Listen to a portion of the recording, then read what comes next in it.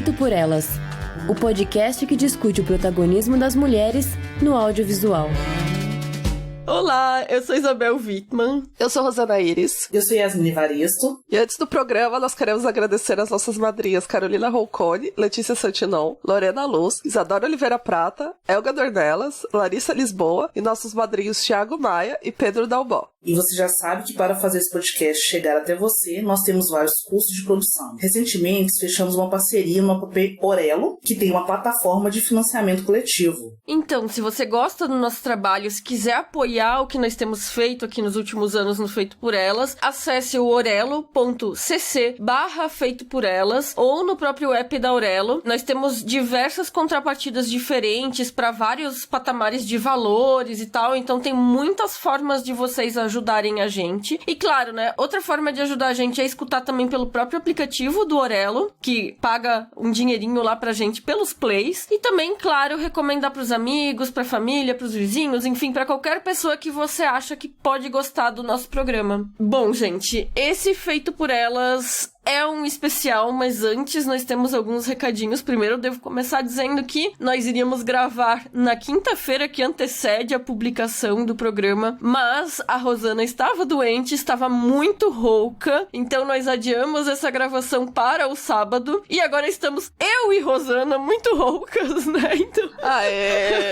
Na falta de uma pessoa doente, agora a gente tem duas, entendeu? É isso. Isso se chama solidariedade. Nem a rouquidão da Rosana passou e ainda chegou a minha, porque esse tempo maravilhoso de São Paulo não está colaborando, mas nós não podemos deixar vocês sem programa, então pedimos desculpas, mas vai ser assim.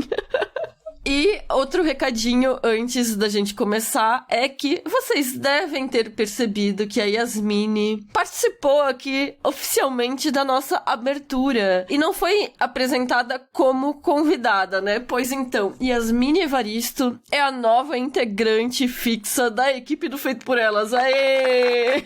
Aê!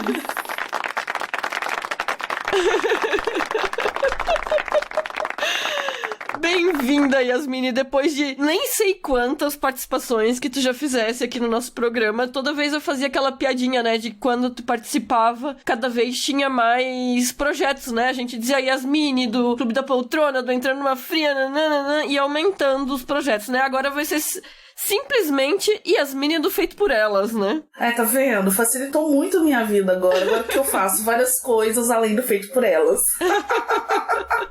Mas muito legal, a gente fica muito feliz com a tua entrada na equipe e bem-vinda. Muito obrigada, eu tô super feliz de estar aqui com vocês agora, constantemente. E com isso, o nosso time de Minas volta a liderar, né? Porque tecnicamente eu só moro em São Paulo, não sou paulistana, né? Então, nosso time de Minas volta a liderar nossa grade aí de da onde são as participantes da equipe, né? Deus me livre ser paulistano, né, mesmo?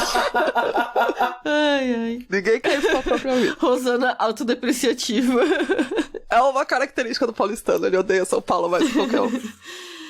E bom, o nosso último recadinho é sobre o Troféu Alice. Vocês sabem que todos os anos nós temos a nossa premiação dos melhores trabalhos de mulheres no cinema e na televisão, ou os nossos preferidos, digamos assim. E o Troféu Alice, ele também acolhe o voto da nossa audiência, o voto do público. Então, nós deixamos o aviso de que esse voto da audiência já está aberto. A gente vai deixar o link na postagem para que vocês possam escolher aí suas atrizes, diretoras, filmes, séries preferidos do ano e contribuir com essa premiação aí, que já é tradição, né? Eu nem sei, acho que se é o 6º ou o 7º Troféu Alice, eu não tenho certeza. Então, vamos participar dessa brincadeira aí, gente. E, bom, esse programa eu mencionei que era um especial. Em dezembro de 2019, nós fizemos uma votação aqui no nosso site dos melhores filmes da década de 2010. E talvez tenha sido um pouco precipitado, porque a década de 2010, em dezembro de 2019, não tava, assim, super sedimentada ainda, né? Mas a gente... Foi uma brincadeira interessante. A gente fez uma lista. Na época, a lista tá no site, tá no Letterboxd e tal. E aí a gente pensou, bora retroceder? Vamos fazer das outras décadas também, retroativo? Então a gente resolveu fazer essa lista de melhores filmes da década de 2000 agora. Melhores filmes dirigidos por mulheres, na verdade, né? E pra isso a gente convidou críticas de cinema, jornalistas, pesquisadoras. E a gente pediu pra elas enviarem pra nós os seus 10 filmes filmes preferidos dentro desse recorte. Filmes que foram lançados entre 2000 e 2009, dirigidos ou co-dirigidos por mulheres e valiam curtas e longas metragens ficcionais ou documentais. Então, assim, completamente aberto, realmente, dentro dessa proposta, né? E a gente recebeu 31 votos que juntos listaram 103 filmes diferentes, que eu achei uma lista super interessante. Esses filmes, eles foram ordenados levando em conta a quantidade de listas em que eles apareceram e quanto que é a pontuação acumulada na posição, né? Então, assim, a gente levou em conta a presença recorrente, mas também tem essa coisa de o filme que tá em primeiro lugar numa lista vale mais, obviamente, do que o filme que tá em 10º lugar, né? Com isso, a gente fez uma pontuação e a soma dessa pontuação rendeu essa lista, né? No caso, a gente tem no Letterboxd todos os 103 filmes, mas a gente preparou um top 50 com os filmes mencionados. O que a gente vai ler agora, como a Isa falou, é os 50 melhores filmes dirigidos por mulheres da década de 2000. Apesar do nome, né, que ele é talvez um pouco inadequado pra proposta, que a gente não quer necessariamente taxar como melhores, mas essa coisa de ser o preferido, ser o que a galera mais lembra, o que mais pessoas citaram, assim. Eu acho que lista é sempre interessante nesse sentido, né, pra você ver umas coisas que você gosta lá, você discordar de outras, você conhecer coisas que você talvez não assistiu, né, na época. Então, a gente não propõe aqui uma lista com resultado fechado, né, até mesmo pelo número de votantes, mas é isso, é um guia de indicações que a gente pode discutir um pouquinho aqui sobre. Então, gente, a distribuição dos filmes ficou da seguinte forma, por anos, né? E teve 6 filmes do ano 2000, 5 de 2001, 6 de 2002, 7 de 2003, 1 de 2004 e 1 de 2005, 4 de 2006, 7 de 2007, 6 de 2008 e 6 de 2009. São também 5 filmes brasileiros, que representam 10% só dos listados, uma diminuição considerável em relação à lista da década seguinte, né? Votaram Alessandra Alves, Ana Rita Menezes, Beatriz Saldanha, Bianca Zasso, Camila Henriques, Carissa Vieira, Cecília Barroso, Enoé Lopes Pontes, Fabiana Lima, Gabriela Laroca, Glenis Cardoso, Ieda Marcondes, Isabel Wittmann, Ivonete Pinto, Juliana Varela, Kel Gomes, Larissa Maia, Letícia Magalhães, Lígia Maciel Ferraz, Luísa Pécora, Maíra Ezequiel, Nayara Reinaldo, Raíssa Ferreira, Rafaela Ximenes, Rosana Is, Estefânia Amaral, Suzana Shields, Suzana Uchoa, Tainá Negreiros, Tati Regis e eu, Yasmin Evaristo. E a gente tem que agradecer imensamente a todas as profissionais que votaram na lista. E se você quiser conferir além do nosso top 50 ou dos 103 filmes que vão estar no Letterboxd, a gente tem as listas individuais, também um link para elas no post no nosso site. Então você também pode ver em quais filmes cada uma votou, né? Que também é bem interessante ver o apanhado geral, assim, de cada uma. Então vamos pra lista aí, gente. E 50, eu não sei falar isso, eu não sei falar o decimal do 50. Alguém tem que ceder, da Nancy Meyers, no número 49. Do que as mulheres gostam, da Nancy Meyers também. 48, Visible Secret, da Anne Hui. 47, Encantadora de Baleias, da Lick Caro. 46, Barba Azul, da Catherine Brelat. Eu gostei muito da Nancy Meyers aqui, gente, porque eu amo essa mulher e eu amo o que as mulheres gostam.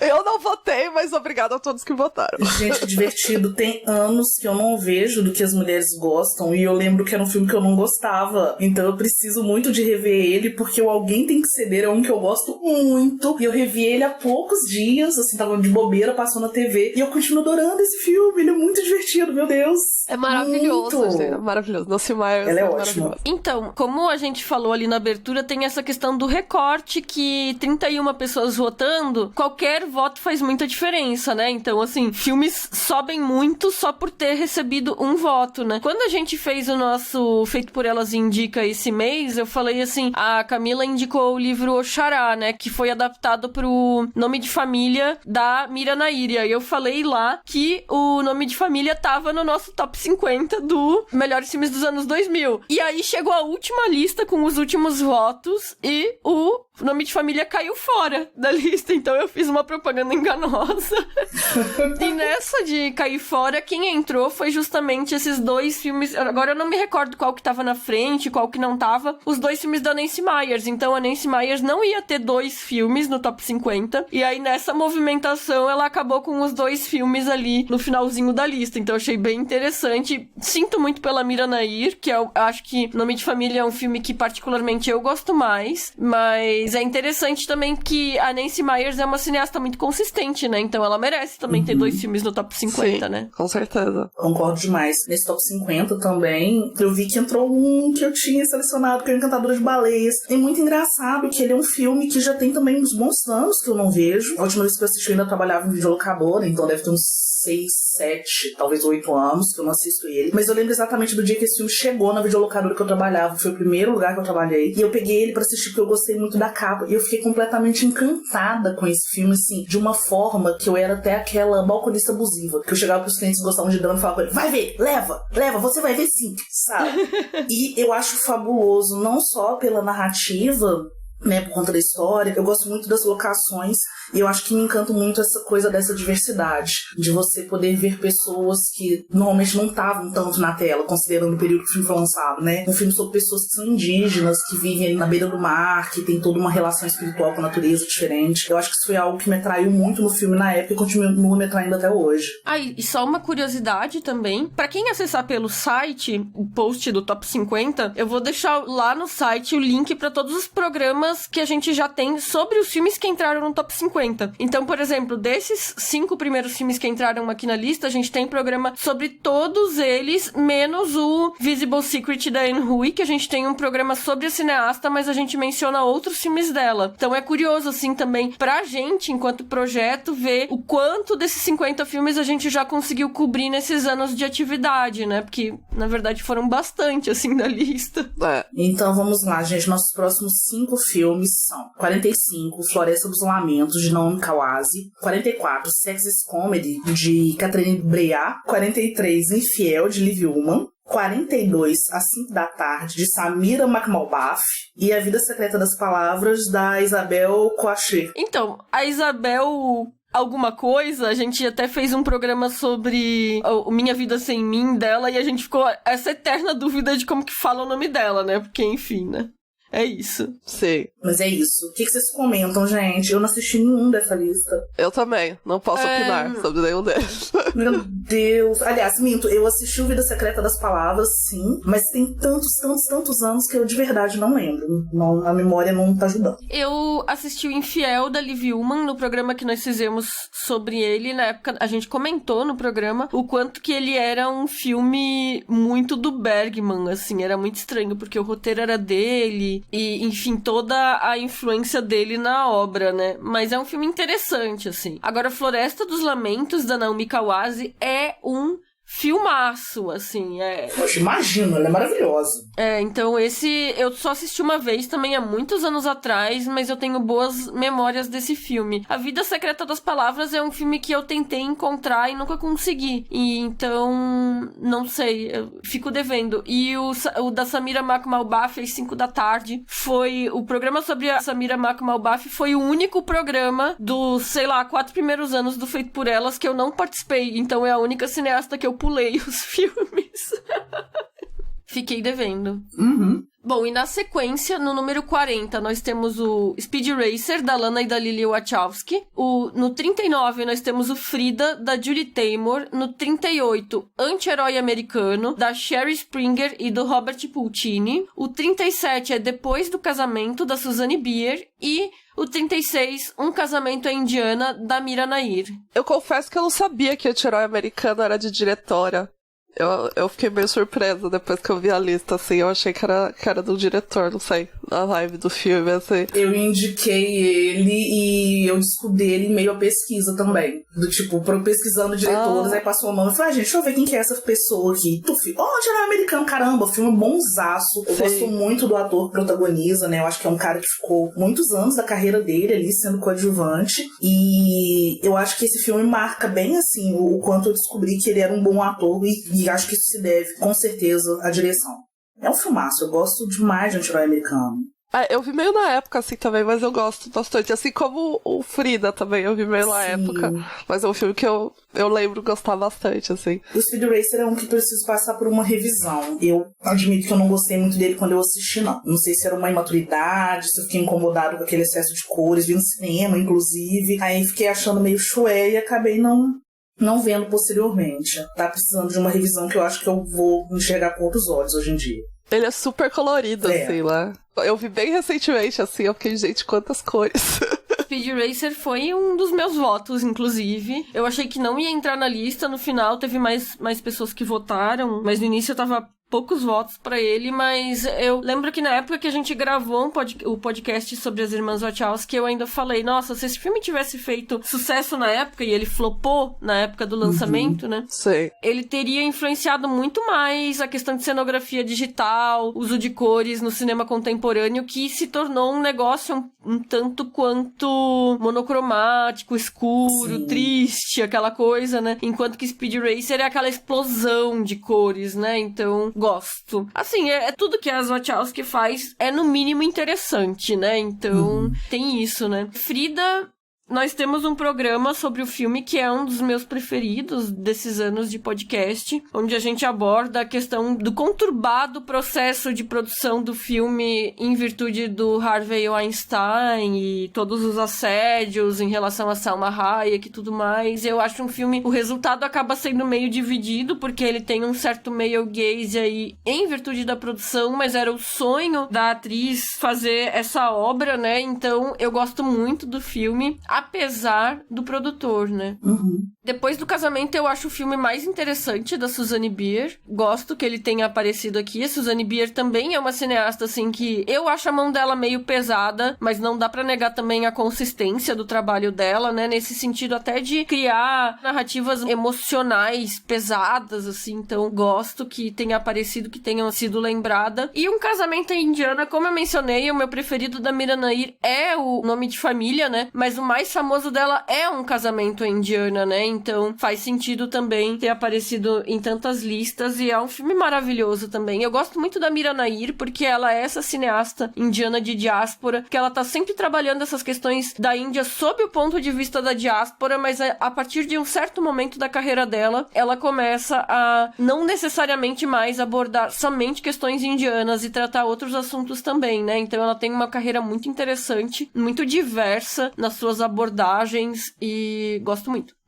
Bem, em 35, Educação, da Loni Sheffield. Em 34, Caramelo, da Nadine Labaki. Em 33, Durval Discos, da Ella Willard. Em 32, O Diário de Bridget Jones, da Cheryl Maguire. Em 31, XXY, da Lúcia Puenzo. Aqui tem dois filmes que estavam na minha lista, que é Durval Discos e O Diário de Bridget Jones, que eu tô muito feliz que entrou, porque eu achei que não ia entrar, de jeito nenhum. Tanto que eu coloquei entre os primeiros na lista pra ver se entrava. Não ia. Não ia entrar, né? Com certeza não ia entrar. E daí eu meti lá entre os 3 primeiros pra eu tentar entrar. E é um filme que eu gosto demais, assim. E eu imaginei que as pessoas iam priorizar outras coisas, mas eu queria defender a minha pauta aqui, que é comédia romântica. Então, é um filme maravilhoso, assim. Eu gosto dos 3, Bridget Jones, assim, mas o primeiro é o preferido, com certeza. Toda a relação que ele tem com Orgulho e Preconceito, toda aquela coisa. A Riley é maravilhosa. O único Mr. Darcy possível, que ele é Mr. Darcy 2 vezes, né? E Orgulho e Preconceito e aqui também, né? Enfim, é um filme que eu gosto bastante. E Durval Discos, que é um filme brasileiro que eu vi super na época, assim. Eu tava, acho que na faculdade, no começo da faculdade. E me marcou demais, assim, tipo, porque eu acho uma brisa muito grande, assim. O final é maravilhoso. E, enfim, é um filme que eu não revi, mas ele fica na minha cabeça ainda, assim. Eu gosto bastante dele. E teve agora umas exibições de aniversário, né? De 20 anos e tal, né? Sim, sim. Curioso. Então, o Diário de Bridget Jones realmente não ia entrar no top 50, e aí, como eu falei que a última lista de votações que chegou mudou tudo, na última lista, o Bridget Jones entrou em primeiro lugar. Então, isso fez toda a diferença pra ele avançar muitas casas e cair aqui no 32, né? E eu mesma também já tinha mudado de voto. Quando eu coloquei a minha lista, Bridget Jones não tava no meu top 10. E aí eu fiquei pensando, e aí eu pensei no quanto que esse filme já me marcou a vida, assim. Quantas vezes que eu vi e revi, eu já li o livro umas 3 vezes também. Sim. E aí gente, a lista é afetiva, não são os melhores filmes, são os que a gente mais gosta, né? E aí eu fiquei pensando que tem filmes que, tipo, cerebralmente eu acho maravilhosos, mas se tiver passando Bridget Jones, eu vou parar pra assistir, sabe? Então eu coloquei Bridget Jones na minha lista também, pensando nesse aspecto. E desse trechinho de top 5 aqui, eu também fico muito feliz que Caramelo entrou, porque é um filme lindo, eu amo demais o Caramelo da Nadine Labaki. Então, bom, eu tô super com vocês. Eu também acho que o Caramelo lindo, fiquei muito feliz de ver ele aqui também. Foi um filme que eu não lembrei, mas que bom que ele tá aqui. Durval Discos eu tô que nem vocês também. Cara, que filme massa, que bom que ele entrou. Mó brisa mesmo, assisti já tem um bom tempo, mas é um filme que me marcou também. E Jack Bridget Jones, gente, pelo amor de Deus, aqui em casa piada, aí minha mãe fala comigo: olha, está passando um filme inédito que você não viu ainda 2 vezes nesse ano, Bridget Jones. Porque eu assisto ele todas as vezes que ele passa na TV. Todas as vezes. Eu canto as musiquinhas, eu repito as falas, eu torço pra hora que o Darcy briga e passa pela janela do restaurante, enfim. E aí, a mesma sensação que você teve com Caramelo foi a que eu tive com XXY, que inclusive está na minha lista. Eu amo esse filme de paixão, gente. Ele é muito, muito maravilhoso e eu acho que é importante ele estar, né, numa lista dessa, porque é um filme que fala sobre intersexo. Eu nunca assisti nenhum outro filme que fala sobre a questão intersexo. Nunca nem encontrei. Então, assim, eu acho que não existe, né? Eu nunca encontrei nada. Posso estar enganada. Pode existir alguma coisa em curta, alguma coisa meio escondida, até de longa mesmo. Então, assim, eu acho que ele é um filme muito relevante. Ele tem que estar nessa lista mesmo. Foi a minha grande alegria desse top 5 dentro desse top 50. Ó, eu dei uma olhada aqui e Diário de Bridget Jones não tá na tua lista, Yasmin. Não tá, não? Não. Que pessoa horrível que eu fui. Absurdo isso. Ai, meu Deus do céu. Não, gente, desculpa. Socorro. Mas eu esqueci de dizer, Caramelo tá na minha, né? Então eu votei no Caramelo, sim. Gente, eu jurava que eu tinha colocado o bicho, né? Nossa, agora eu tô arrasada comigo mesmo, gente. Tá vendo? Tá vendo? Muitas depressões. Vou ter que assistir Bridget Jones hoje, só pra poder compensar. Mas é aquela coisa, né? Eu também não tinha colocado e só porque eu tenho acesso às listas eu fui lá e mudei meu voto, né? Quem mandou o seu voto não fez isso, né? Não tinha como, né? Que feio, Isabel. E vocês nem imaginam quem eu tirei da minha lista pra colocar Bridget Jones. Quando aparecer, eu vou mencionar.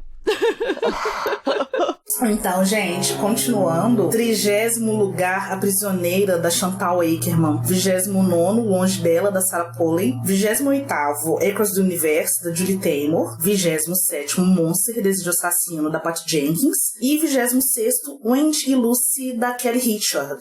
Então, eu até fico surpresa que o Wendy Lucy ficou até bastante bem posicionado. Foi um dos meus votos.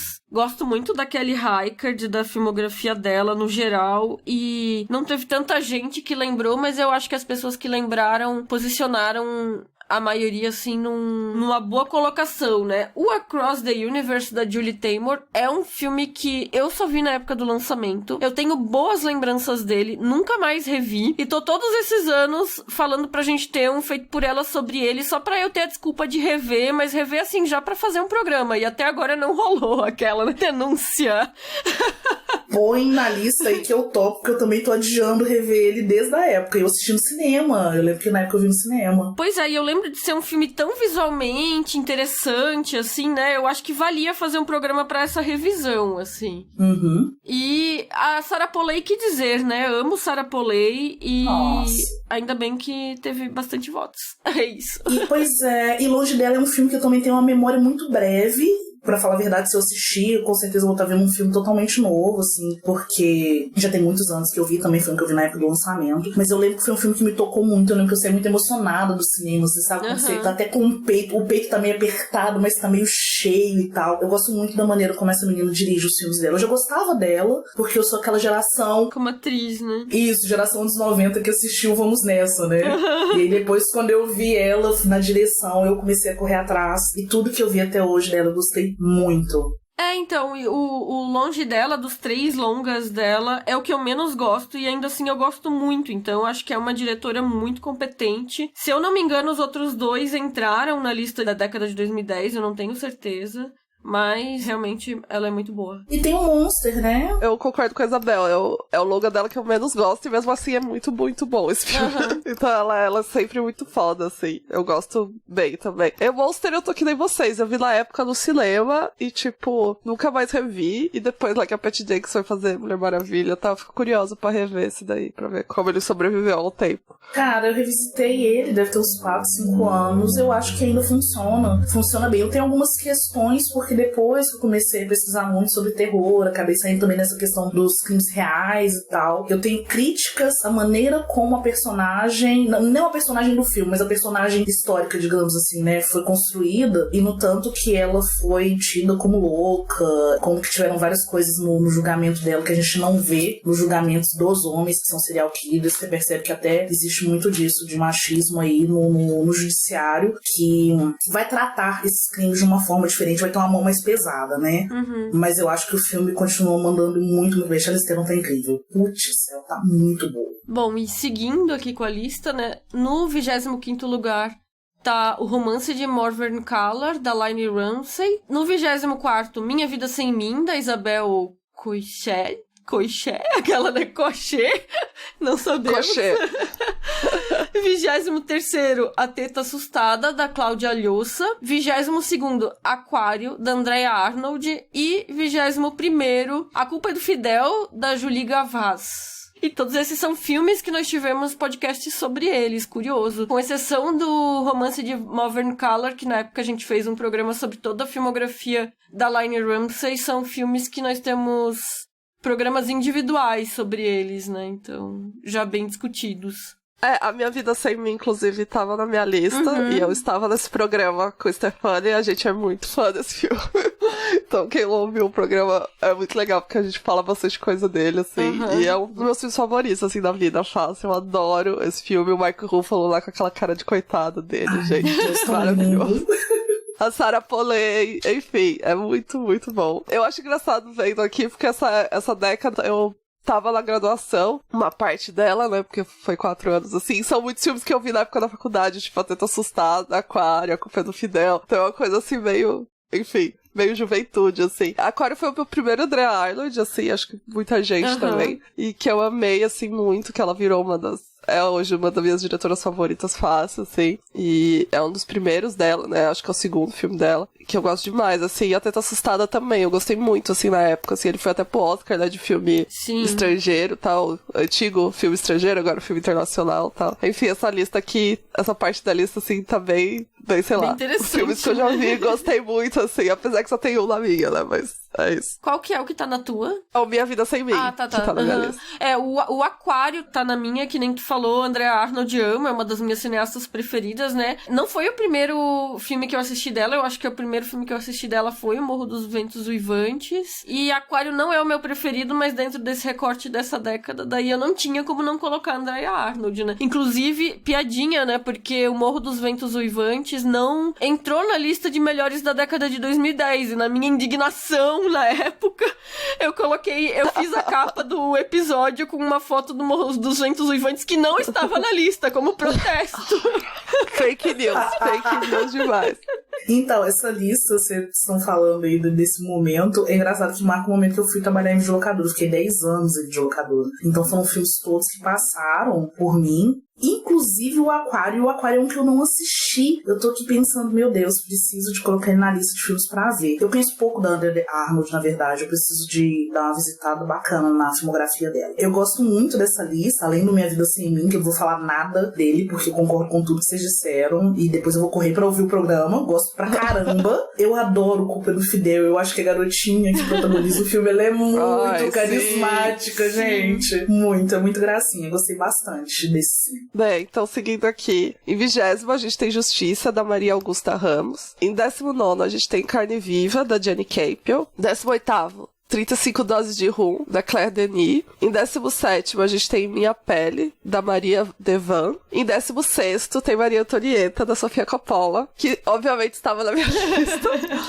É a única diretora que eu botei 2 filmes, e um deles é Maria Antonieta. Eu botei também no começo, assim, várias pessoas botaram, porque Stanley tá aqui em 16º. A galera curtiu também. Em Carne Viva é um filme que eu gosto muito, e eu fiquei muito assim, não vou pôr na minha lista, acabou não entrando, mas eu tô feliz que tá aqui, porque é um filme que eu gostei demais, assim, eu vi super recentemente, assim, na pandemia. Não tinha assistido, porque ele foi um filme que foi destroçado na época, né? Sim. E eu amei ele, assim, achei muito foda. E, enfim, Jenny Campion, Claire Denis, essa parte aqui é muito boa também. Mas em Carne Viva, você tá falando da polêmica. Eu lembro que era um dos filmes que mais alugava na primeira loja que eu trabalhei, justamente pela polêmica. O pessoal lia muito jornal e tal, na época revistas e tal, e todo mundo queria assistir o filme pra entender por que ele era tão criticado e etc. Eu gosto bastante dele. Tô muito feliz de ter entrado em Minha Pele. Eu gosto muito desse ciclo de cinema de terror francês. E eu acho que ele é um que muitas vezes esquecido. A gente acaba lembrando de outros filmes. E esse tá aqui, nossa, que alegria. O Em Carne Viva a gente até fez a conversa, acho que foi eu e a Rosana, né, no programa, no especial da Meg Ryan. Sim. Sobre essa questão da polêmica. E tá na minha lista. Eu amo esse filme, assim, de um jeito. E eu não assisti na época justamente por causa das críticas negativas. Então, não ouçam os críticos, aquela, né? E é isso, fico muito feliz que ele ficou tão bem situado aqui no Top 50, porque é um filme que ele realmente merece essa revisão que ele tá passando, né? Que eu sinto que as pessoas estão voltando a ele nos últimos anos. Uhum. E ele tá se redimindo, digamos assim, das críticas da época. Isso é ótimo. Bem, vamos agora entrar no nosso top 15. E em 15º, tá Brilho de uma Paixão, da Jenny Campion. 14º, Brasileiro Cidade de Deus, da Katia Lund e Fernando Meirelles. E em 13º, Lírios d'Água, da Celine Sciamma. Desses aqui, eu só assisti o Brilho de uma Paixão, que eu lembro pouquíssimo. Eu lembro que eu gostei na época, mas é o que eu posso dizer mesmo. E Cidade de Deus, que é esse filme grandioso, que marca muito o cinema brasileiro desse período. Eu acho que talvez seja um dos mais populares do Brasil, ao lado do Central do Brasil. Foi fantástico, não tenho que dizer muito sobre ele, porque é incrível. Lírios d'Água eu também não assisti, da Celine Sciamma. Celine Sciamma é uma diretora que eu tenho descoberto agora nos últimos 2 anos por conta do Retrato de uma Jovem Chamas. Então comecei a assistir os filmes dela agora. Mas tenho certeza que deve ser algo muito, muito bom. Até porque a posição que ele ficou aqui, eu acredito que todo mundo que votou tem algo muito bom a dizer sobre ele. É maravilhoso. Aquela, né? Eu amo Celine Sciamma também, né? E foi, acho que das primeiras levas dos programas do Feito por Elas, assim como a Jane Campion, né? Que apareceu aqui de novo, né? Então, 2 filmes quase seguidos aí da Jane Campion, né? Isso só diz também sobre a maravilha que são essas filmografias, né? A Sciamma, eu acho que só tá com esse filme, nesse recorte da década de 2000, porque a maior parte da filmografia dela tá realmente na década de 2010, né? Mas são filmes muito bons.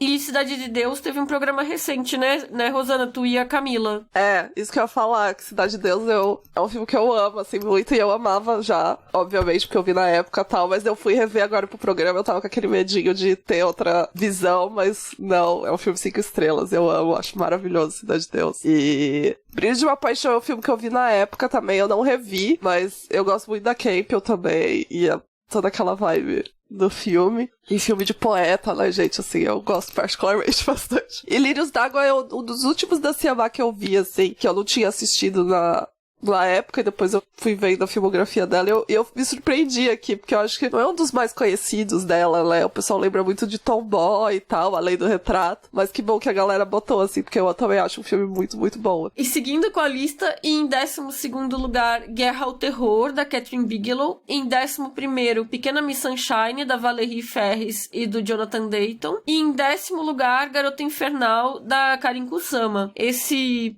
trecho aqui de 3 filmes eu acho que tá bem interessante, porque a gente tem, primeiro, um filme de Oscar, né? Um filme que teve muito alcance na época por causa do Oscar, primeira diretora premiada da história da premiação, né? Um sucesso indie, né? Que Pequena Miss Sunshine na época dominou esse panorama dos filmes de pequeno orçamento, e um filme que foi considerado uma bomba na época do lançamento e que hoje tá sendo muito revisitado e revisto em sua avaliação, que é o Garota Infernal, que a gente fez até um programa ano passado, no nosso especial de Dia das Bruxas, que a gente comentou bastante isso, né? Como que ele tá sendo hoje visto como um novo clássico feminista e foi bombado na época do lançamento, né? Então eu acho bem interessante que esses três tenham filmes tão diferentes. Uma curiosidade que o Pequena Miss Sunshine do top 15 aqui dessa lista é o único sobre o qual nós não temos um programa. Então, fica aí a dica, né? Põe na pauta que eu topo fazer. Eu adoro Pequena Miss Sunshine. Também é um que eu revisitei agora há pouco, cerca de um mês atrás, e continuo delicioso de assistir. Gosto muito, gostei muito na época, continuo gostando bastante. Guerra ao Terror foi um filme incrível também de assistir. Eu gosto muito da Catherine Bigelow. Eu acho muito interessante, porque sempre teve essa divisão de filmes de meninos e filmes de meninas. Eu gosto muito de brincar, de falar que pra mim é o casal, né, que faz sempre essa inversão nesse lugar. Porque eu acho que os filmes do Cameron sempre foram muito filmes de menina. E os filmes da Bigelow sempre foram muitos filmes de menina, assim. Eu adoro. Guerra ao Terror foi fantástico. É uma das experiências muito boas que eu tive ao assistir um filme no cinema. Garota Infernal é um filme que eu não gostava na época. E revisitando ele alguns anos atrás, ele cresceu pra mim de uma forma incrível. E concordo com o que você disse, Isabel. Ele cresce muito com essas revisitações que a gente faz, porque a gente começa a perceber alguns aspectos feministas nele que talvez na época tenham passado batido, pelo menos pra galera da minha geração, porque a gente não tinha esse conhecimento, esse pensamento e tal. Então, assim, muito contente com esse trio de filmes que ele citou aqui agora. Esse eu preciso ver ainda, o Garota Infernal da Kusama. Eu vi outros dela, mas eu não vi o mais famoso, eu não sei porquê. Eu preciso assistir ainda, porque eu vejo isso na galera revisitando o filme, tendo outra percepção agora, né? E seguindo aqui o top 10, em nono a gente tem A Mulher Sem Cabeça, da Lucrecia Martel. Em oitavo a gente tem Persépolis, da Marjane Strapp e do Vicente Parahont. E em sétimo, O Bicho de Sete Cabeças, da Laís Bodansky. Gostei muito desse top 3. Aqui tem dois que estão na minha lista, que é Persépolis e Bicho de Sete Cabeças, da Laís. Eu coloquei outro da Lucrécia na minha lista, que eu amo Lucrécia, gente. Amo muito ela. Eu fiquei muito, assim, no embate. Qual que eu ia pôr? Poderia ter posto os dois, poderia, mas eu fiquei qual que eu ia colocar. Eu acabei colocando outro que vai aparecer aí. Mas A Mulher Sem Cabeça é maravilhoso. Gosto demais. Persépolis é um filme que eu gostei muito na época também, que eu vi em 2007, nessa época. Acho que eu vi do cinema, inclusive. E tem o quadrinho, gosto muito dessa história, assim. E Bicho de Sete Cabeças também é um dos primeiros da Laís, assim, que é uma diretora que eu gosto muito. Então eu tô muito feliz, assim, com ela bem colocada aqui também. Eu vou seguir com você, assim. Eu acho que você falou tudo que eu penso desses filmes. Persépolis também tava na minha lista e eu acho que deve ter sido um dos filmes que eu mais revi nesses últimos anos, porque, enfim, é filme que dá pra passar em curso, que dá pra passar em várias situações, mas também é um filme que eu gosto demais, assim, e, enfim, acho que o traço da Marjane é muito bonito, né, pensando em termos de quadrinho ou animação, e é um filme interessante. Gosto do Bicho de Sete Cabeças também, mas Persépolis realmente tem um lugar quentinho no meu coração, assim. E seguindo com a lista agora, em sexto lugar, O Pântano, da Lucrecia Martel. Em quinto, Desejo e Obsessão, da Claire Denis. E em quarto, As Praias de Agnes, da Agnes Varda. Cara, tô muito feliz que Desejo e Obsessão ficou em quinto, meu Deus, esse filme é maravilhoso demais. E é um filme que eu conheci esse ano. Eu achei ele perdido, assim, caiu um caminhão de torrent aqui na porta de casa, eu achei ele perdido.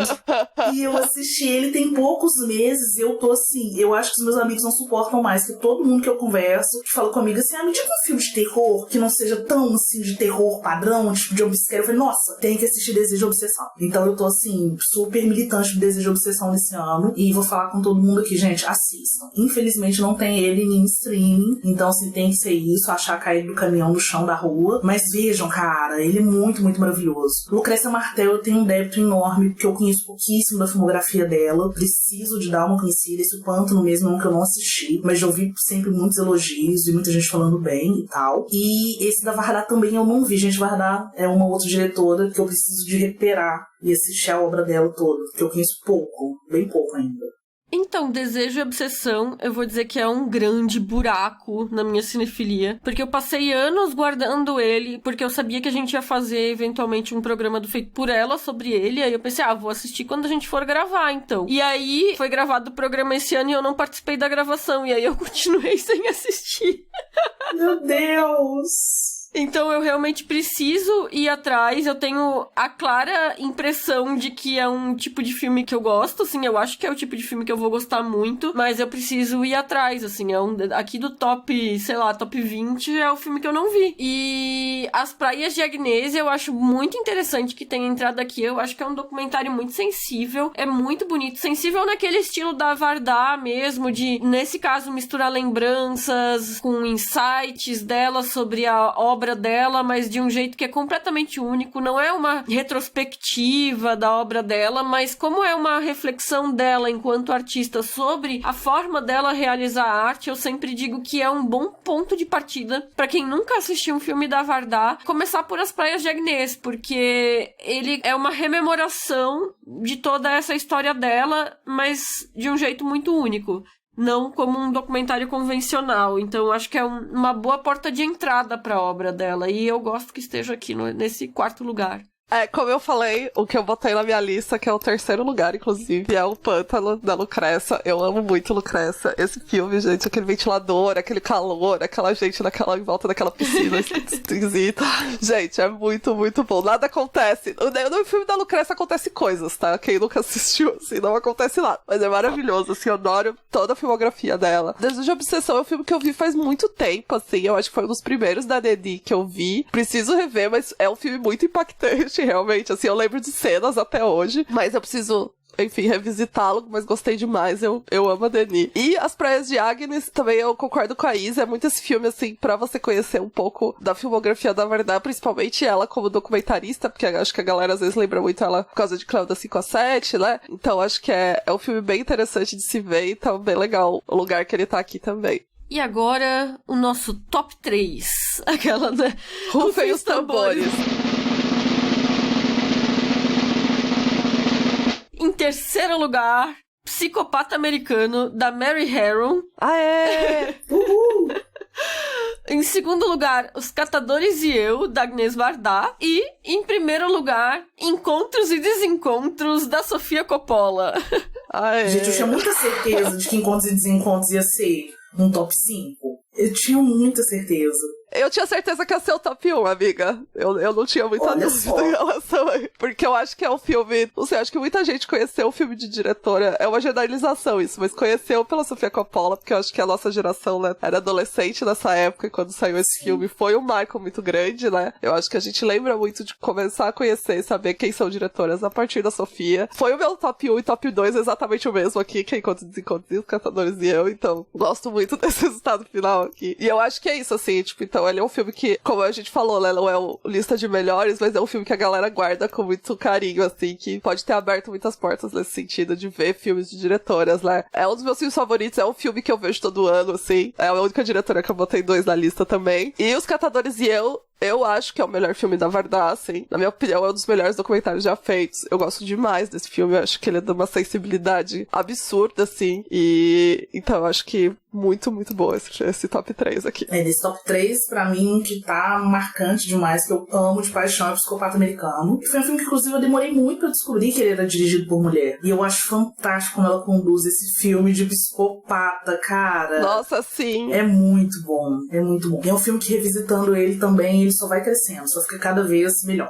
Nossa, eu fiquei muito feliz que Psicopata Americano ficou tão alto na lista, em terceiro lugar, né? Foi um dos meus votos. Eu acho que também é um desses filmes que foi crescendo com a passagem do tempo. No nosso primeiro especial de Dia das Bruxas lá em 2016, o formato era um pouco diferente. A ideia era cada uma indicar um filme dirigido por mulher, todas assistirem e a gente fazer um comentário geral, né? E a minha indicação tinha sido Psicopata Americano, que é um filme que eu amo desde sempre, assim, eu acho que ele é estilizado, assim, ele tem uma estética muito interessante. Eu amo a forma como ele trata a questão da masculinidade, né? Aqueles homens competindo entre si por uma questão de status. Eu acho a cena em que eles comparam os cartões de visita maravilhosa. Enfim, eu acho um filme realmente, assim, memorável. Os Catadores e Eu é o primeiro lugar da minha lista. Assim como a Rosana falou, eu considero o melhor filme da Vardar, da filmografia dela. É um filme muito sensível. Eu uso ele em curso e quando eu passo a cena das batatas em forma de coração, eu sempre choro e faço papel de boba. Ai, meu Deus!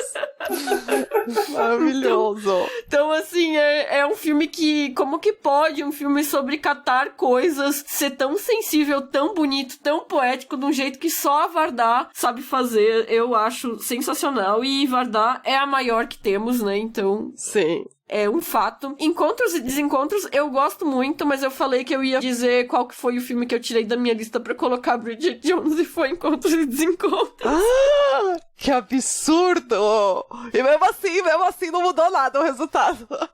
Tudo bem. Eu aceito bem, porque eu também trocaria. Porque o meu preferido da Coppola, na verdade, acaba sendo Maria Antonieta. Então, assim, eu sempre deixo Encontros e Desencontros de lado. E o meu é Virgens Suicidas, então ano que vem, quando a gente fizer dos anos 90, aquela que já dá spoiler, né?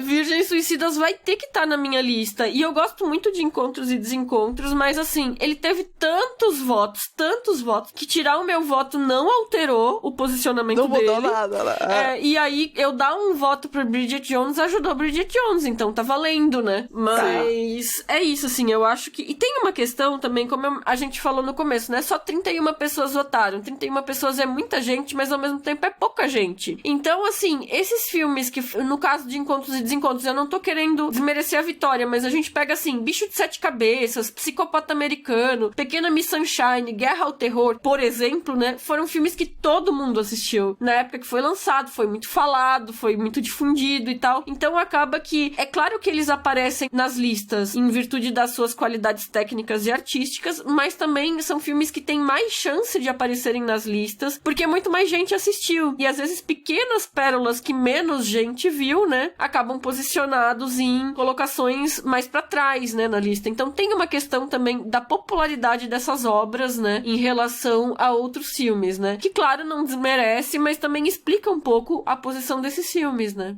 Uma coisa que eu fiquei surpresa vendo os 50 agora é que basicamente todos os filmes que eu botei na minha lista estão aqui, só um que não tá, que é o White Material da Claire Denis. A galera priorizou outras coisas dela, que não esse, né? Ela aparece 2 vezes, né? Com o 35 Doses de Rum e com o Desejo de Obsessão, mas eu gosto muito do White Material também. Então, enfim, e o restante a galera, tipo, tudo lembrou, tudo votou. Então acho que tem essa, como você falou, né? Aqueles filmes que a gente, mais gente viu, né? Mais gente gostou também, né?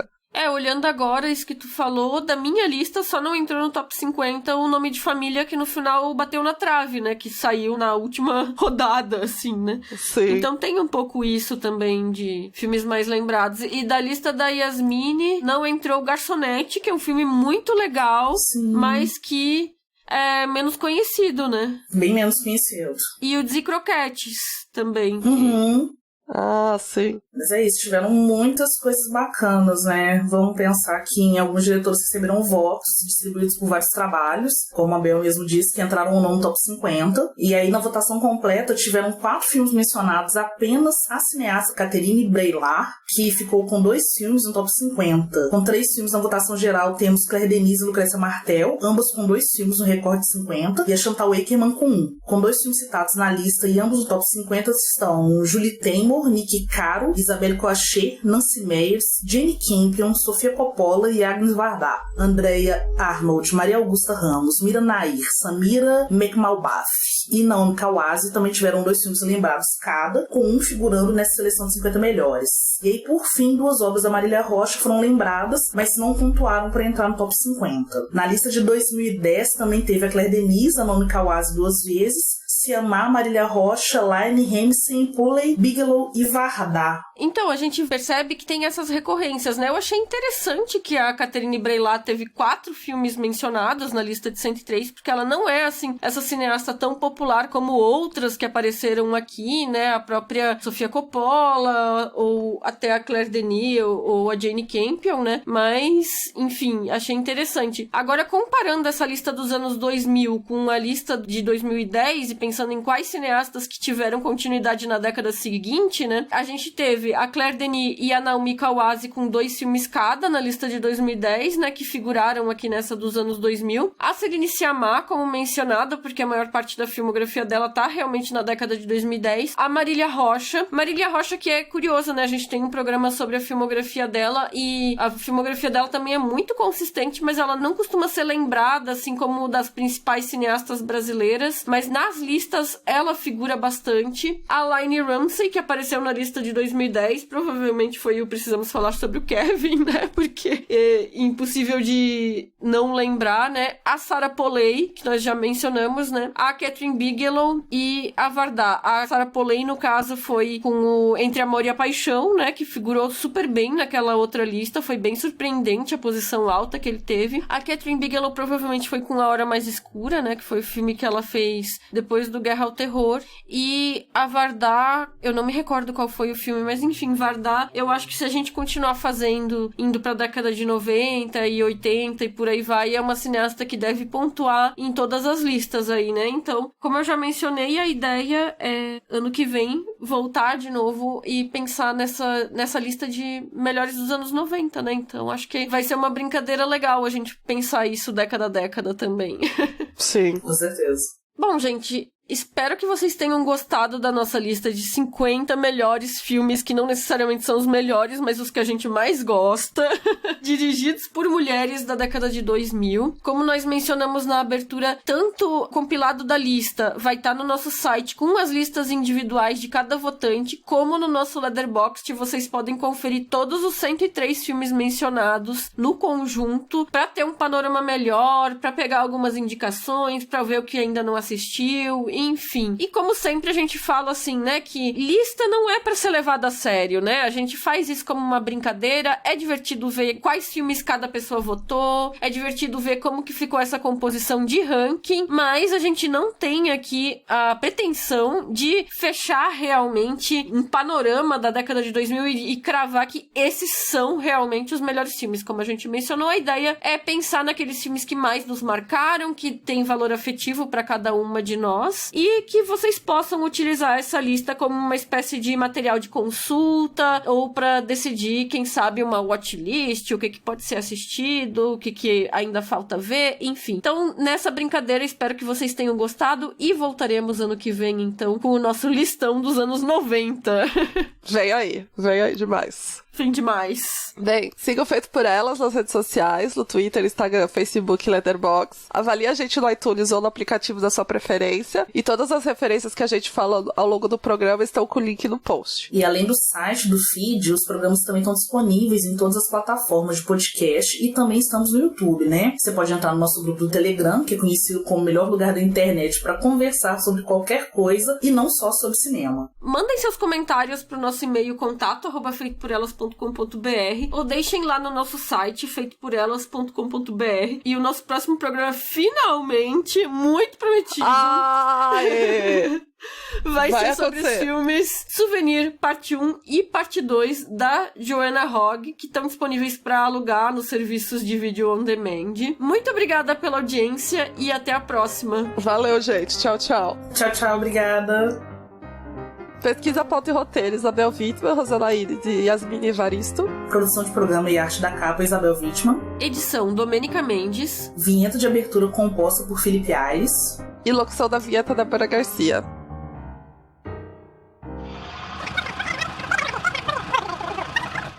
De Catherine Breillat. Me ajuda, Bel. Pode ser. Então tá bom. Tá valendo. Então tá valendo.